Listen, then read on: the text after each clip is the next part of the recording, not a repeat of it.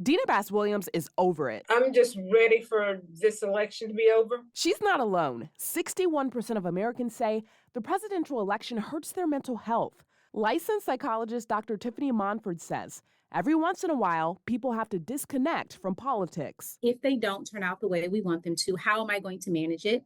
And then also identifying over what do I have control. To cope with election anxiety, 21% of Americans are avoiding family and friends with differing views. Williams says that's the wrong approach. If I'm only talking to people who share my political worldview, then I really am missing half of the conversation. And there may be things that I don't know. Alexander Hefner, civility advocate and host of Breaking Bread, agrees. I interviewed governors and senators from all these disparate places, and what I found was that we do have the capacity to have that human exchange if only we're intentional about it. But to avoid stress in civil discourse, are there things that we both believe that we can start with?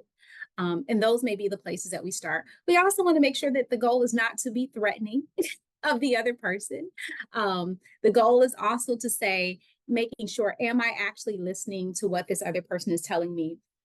Also, you may want to identify what are issues that with this particular person are too volatile for me to touch. You can be opponents without being enemies.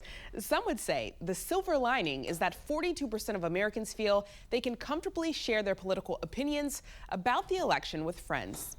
I'm Janae Bowens reporting.